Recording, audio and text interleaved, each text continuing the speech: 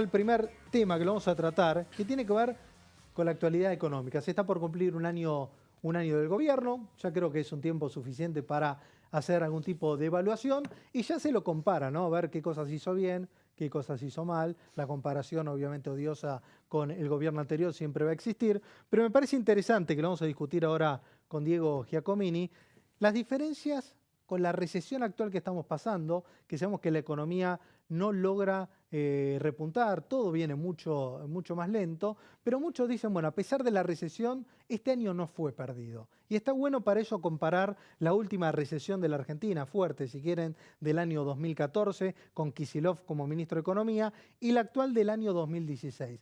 Vamos a encontrar algunas similitudes y otras grandes diferencias que pueden explicar por qué hoy estamos tan mal y también cuál es el futuro de acá en adelante. Miremos estos números, año 2014 contra 2016. La economía cayó 2,5%, año 2016, algunos hablan del 2,3%, yo diría que ya estamos casi en el 2,5%. Ojalá cerremos en el 2,3%. Quiere decir, acá tenemos un empate técnico en el nivel de actividad. Ahora bien, grandes diferencias que tienen que ver, una, el salario, la pérdida de salario. En 2014 también hubo una pérdida del salario del 3,8% y el 2016, no el doble, pero fue muy fuerte, 5,20%. La devaluación promedio, 48% 2014 y 2016 va a estar llegando promedio al 60%. Otra gran diferencia, tarifas. Hubo un pequeño aumento del 22% y acá un aumento promedio de todo el tarifazo del 100%. Que esto explica mucho, obviamente, una caída del 5,20%, es lógico que tengas una caída del consumo, una caída de la actividad, la devaluación también lo que hizo retroalimentar muchísimo el tema de la inflación, y entre la caída del salario y el tarifazo, esa diferencia fue muy, pero muy fuerte. Pero esto sigue para comparar otros datos que acá sí tiene que ver. No sé si el gobierno se durmió, si el gobierno qué estuvo esperando, que tiene que ver con la obra pública. Año 2014, menos 0,7 del PBI, y, perdón, esto está al revés. 2016 fue menos 0,7 del PBI y 2014 0,1 del PBI. Acá hubo una caída muy fuerte de la obra pública que recién ahora está levantando. Y bueno, la cosecha fue inferior. Fue mucho mejor en el año 2014 que el 2016. Y también un dato clave, Brasil. Esto para que miren lo importante que es Brasil. En el 2014 la economía de Brasil subió 0,40 y en el 2016 Brasil menos 3,30%. Estos son números que sirven para comparar. Bueno, 2014 fue peor, fue mejor. Diego, ¿cómo andás? Muy buenas noches. ¿Qué tal? ¿Cómo andás, Mariano? Bien, muy bien.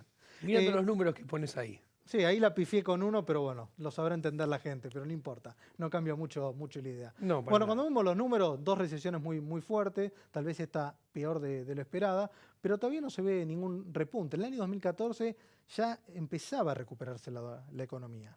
A ver, yo creo que hay que hacer el balance poniendo cada cosa en su lugar. Primero, a favor del 2016 juega, punto número 1, mérito del Banco Central, la apertura del cepo. 2014 teníamos cepo. 2, mérito del Ministerio de Hacienda, se salió del default. En el 2014 estabas en default y no tenía financiamiento internacional. Claramente, eso que se hizo en las primeras 4 semanas de este nuevo gobierno era el puntapié inicial para hacer las cosas bien y le daba un piso que podía sustentar un buen programa económico. Ahora bien, Albert Einstein decía, si quieres diferentes resultados, cambia las cosas que estás haciendo. Y acá es el nudo del problema. El nudo del problema es la política fiscal. Argentina no crece y está estancada por la política fiscal. Y la política fiscal de Alfonso Prat-Gay es muy similar a la de Axel Kicillof. Ambos entienden y ven la economía exclusivamente de la demanda y quieren reactivar la economía inflando el consumo para estimular la demanda agregada. Y es una estrategia que está agotada. Y además... Pero eso no pasó este año, digo. Sí, el consumo ¿cómo que cayó no? 4%. Tenemos, pero a ver, no, esto está muy claro. Esto no viene pasando desde el 2009. Desde el 2009 se infla el consumo público, sin obtener resultados ni en la inversión privada, ni en el consumo privado, ni en las exportaciones. Puntualmente, desde el 2011 cae el consumo privado, cae la inversión privada y caen las exportaciones en un marco donde se infla o se intenta inflar desde el sector público el consumo. Esto está mostrando que esa estrategia está agotada, que hay que virar hacia otro lado. Y para desgracia de Alfonso Prat-Gay... ¿Cuál sería el otro lado, Diego? Mirá, acá muy sencillo. Para salir de la estanflación, vos tenés que tener una política monetaria que se ocupe de la inflación, siendo prudente para bajar las expectativas y bajar la inflación, y del otro lado... Eso lo tenemos hoy. Eso hasta final de octubre lo teníamos. Ahora parece que la política lo está amenazando. Hay que ver cómo sigue el partido. Bueno, hay un factor también externo que podemos tocar que también influyó, ¿no? Sí, pero acá cuenta más que nada, sí, lo que hagamos nosotros. Argentina, hoy por hoy, gracias a Dios, define su destino a partir de sus propias políticas económicas. Ya no nos va a salvar Brasil. La tasa de Estados Unidos no se va a ir a 6,5 como se fue en el 2000-2001. Lo que yo quiero decir es, y otra desgracia que tuvo Alfonso Prat-Gay, es que vino después de Axel Kicillof y los anteriores ministros de Economía de la gestión de Cristina Fernández de Kirchner. ¿Qué quiero decir? Cuando uno va acumulando desaciertos en materia de política económica durante 5, 6 años, obviamente esto no es gratis, ¿no? Y eso lo está pagando también el gobierno. Pero ojo, la herencia fue pesada, pero así como el presidente hizo un buen diagnóstico el 1 de marzo cuando habló en su primera asamblea legislativa y dijo, todo el problema es la herencia y la herencia más pesada de lo fiscal, nadie en ese momento pensaba que este gobierno iba a agravar la herencia fiscal del 2015, que en el 2016 íbamos a estar peor y que en el 2017, según presupuesto, se planea estar fiscalmente peor también. Sí, fue el mismo Prat-Gay que obviamente sus proyecciones de déficit fiscal las terminó cumpliendo. Pero quiero ir a un tema hoy fundamental que tiene que ver el volantazo económico que recién comentabas. Sí. Desde octubre hubo un cambio de timón en la economía, se empezó a priorizar más la reactivación económica porque sabemos que así no se ganan elecciones y tampoco la Argentina puede continuar, y que también los tiempos, que yo creo que el gobierno está siendo muy exigente con con algún timing, que por ahí se pone muy riguroso a la hora de decir quiero bajar la inflación a tanto, y por ahí la gente no le interesa tanto, digamos, el número, si va a ser el 12, 14, 18 o 25. La gente quiere vivir mejor. Entonces el gobierno no pudo acoplar correctamente las expectativas de la gente con la economía, con lo que termina haciendo. Pero lo que pasó con el dólar, Juan Manuel, ¿qué tal, Juan? Doctor Mercado. ¿Cómo estás? ¿Cómo andás? ¿Te cambiaste el peinado?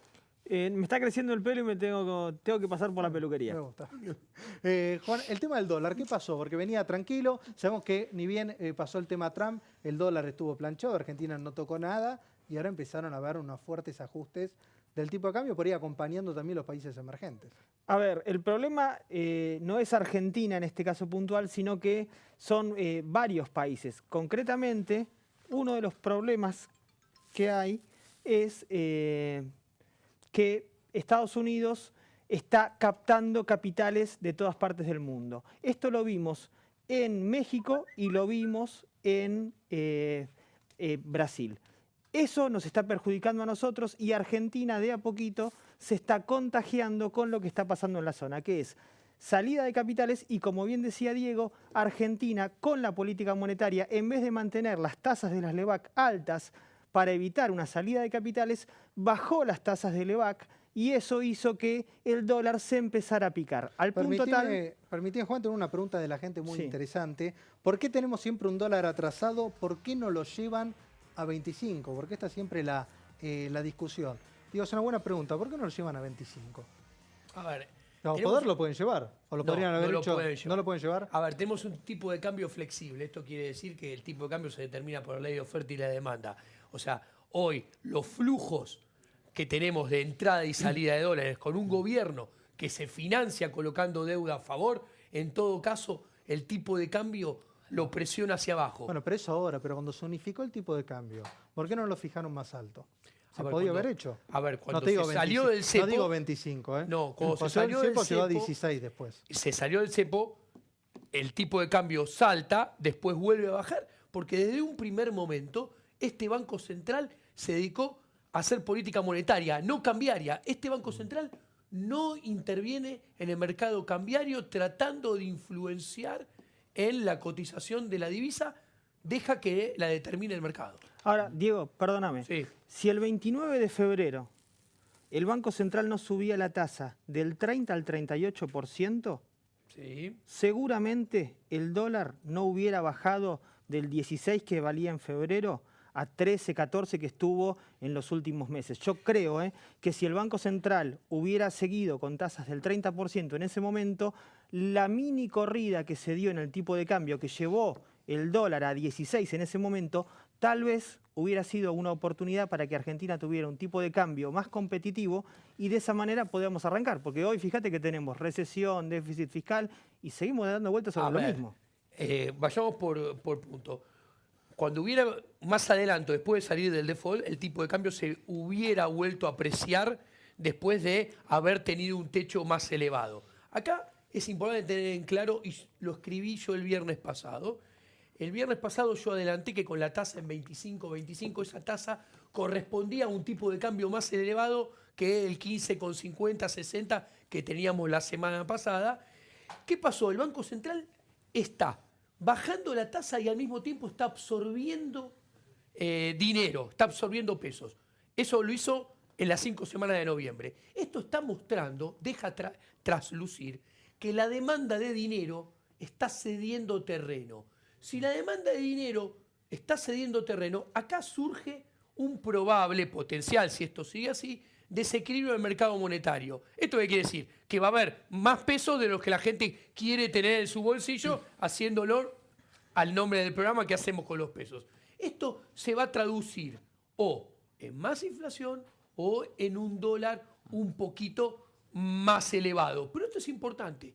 Si baja la tasa de interés cuando los fundamentos de mercado parecieran no dar para que la baje, como está sucediendo hoy en día, corremos el riesgo que la meta de inflación que parecía que podía cumplirse en el 2017 no se cumpla. Eso es muy loco que duró, ¿cuánto? 3 semanas, más o menos. Pero, Porque el gobierno salió, que en su momento calzaba perfecto, Sí. hoy un 19, 18%, ¿no? Y ahora ya estamos ya en el Pero- 20, y si nos descuidamos ya estamos en el 22, pero esto es 23. importante que lo entiendan los televidentes. Imaginemos dos posibilidades, dos bancos centrales. El prudente que cuida la inflación y el que está tomado por la política que se empieza a ocupar también del nivel de actividad. Son dos escenarios. En el primero, en el prudente, a fin de año tendríamos una inflación del 17% con una inflación promedio del 21% y un dólar de 17,50. Bueno, el otro Banco Central tendríamos una inflación a final de diciembre del año que viene de 24, que promedio 26, con un dólar de 19, 19,50.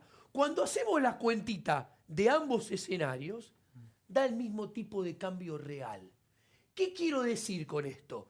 Que el Banco Central, preocupándose más del nivel de actividad, no va a lograr dotar a la economía de más competitividad, no va a lograr hacer que la economía tenga mayor nivel de actividad ni genere más empleo. Lo único que va a lograr es que tenga más inflación. ¿Por qué? Porque el problema del nivel de actividad es un problema de mala política fiscal, no es un problema de tasa de interés. A ver, a los datos me remito. En los últimos 4 años de kirchnerismo, estuvimos un PIB per cápita que cayó casi 4% punta a punta y la tasa de referencia fue, en términos reales, contra la inflación, siempre negativa. No tenemos un problema... Permitime, que ahora Sí. vamos a seguir con el tema. Te adelanto el tema, ahora viene la acción del doctor Mercado y una recomendación también, qué pasa cuando sube la tasa de interés en Estados Unidos, que se habla mucho y seguramente vos que estás en tu casa no sabés qué significa. Bueno, te va a contar qué es lo que puede llegar a pasar. Y también uno de los temas que nos vamos a meter ahora en instante, que tiene que ver con el negocio inmobiliario. Ya vamos a volver con Variable temas- clave la tasa de Estados ¿Qué? Unidos. Variable clave para este modelo. Bueno, por eso ya lo vamos a estar hablando y quiero también conocer tu opinión, pero vamos a ir hablando del tema del negocio inmobiliario y ya